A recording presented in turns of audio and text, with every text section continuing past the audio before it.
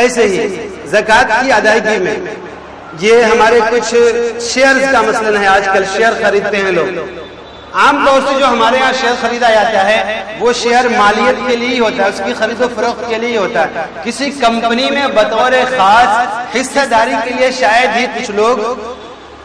Share کی خرید و فروخت کرتے ہوں. ہمارا یہ معاشرہ اس کے بارے میں کہہ رہا ہوں، ایسا نہیں کہ ہوتا نہیں ہے، ہوتا ہے. آپ کسی کمپنی کے باضابطہ حصہ دار بن جائیں تو پھر اس حصہ دار میں آپ اس کے کچھ جامد مالیت ہیں، اس کا فرنیچر ہے، اس کی بلڈنگ ہے، اس کی مشینیں ہیں، اس کی دیگر چیزیں ہیں، گاڑیاں ہیں، فلاں چیزیں ہیں جو اس کی ٹرانسپورٹنگ کے کام کی ہوتی ہیں، تو وہ الگ مسئلہ ہے کہ اس کو منہا کر دیا جائے گا اور جو باقی بچے گا پیسہ اس پر زکوٰۃ ہوگا. لیکن ہم میں سے جو لوگ شیئر وغیرہ خریدتے اور رہتے ہیں وہ عام طور سے صرف اسی لیے خریدتے ہیں کہ ہم پورا شیئر خریدیں گے اور اس کو بیچ دیں گے. وہ جانتے بھی نہیں کہ اس کے اندر جامد مالیت یعنی کتنا وہ ہے جو صرف سامان وغیرہ کی شکل میں موجود ہے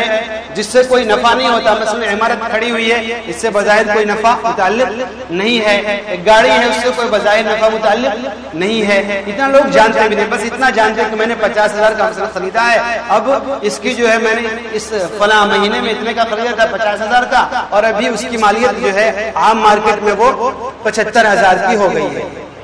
تو اس کے اندر بھی وہی جو مارکیٹ ویلو ہے، اس وقت کی جو مارکیٹ کی قیمت ہے، اس قیمت کے اعتبار سے اس پر زکوٰۃ ہوگی. یہ ہم جیسے لوگوں کے لیے کہہ رہا ہوں جو شیئر کی خرید و فروخت صرف اسی لیے کرتے ہیں کہ بس شیئر ہی کو بطور تجارت کے مال کے استعمال کرتے ہیں.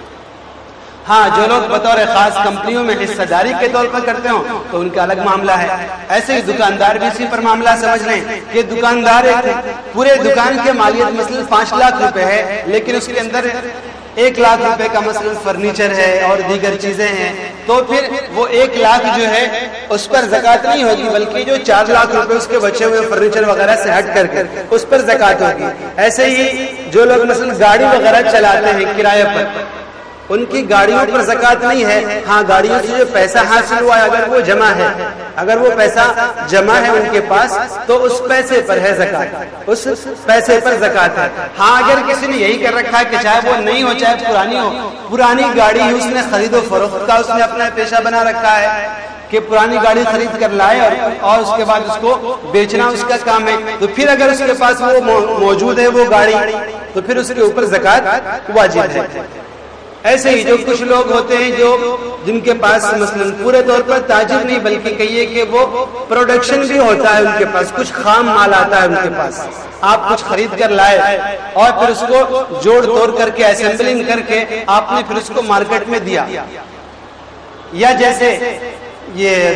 ہمارے یہاں مستری وغیرہ ہوتے ہیں موٹر سائیکل کے اس کے کہ ان کے پاس جو سامان ہوتے ہیں پارٹس پرزے ہوتے ہیں، وہ پارٹ پرزے بھی بیچنے کے لیے ہی ہوتے ہیں، تو ان کے پاس جو پارٹ پرزے ہیں ان کے اوپر بھی پوری کی پوری زکوٰۃ ہے، وہ زکوٰۃ میں شامل کیا جائے گا. جتنے میں وہ بیچتے ہیں پارٹ پرزوں کو ان کی قیمت کا اعتبار کر کے اس پر زکوٰۃ ہوگی.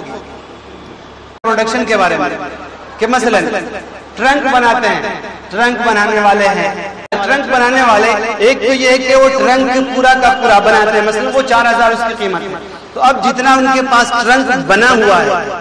ٹرنک جتنا بنا ہوا ہے اس کی قیمت تو لگے گی وہ 4,000، لیکن جو سیدھا سا وہ چدرا رکھا ہوا ہے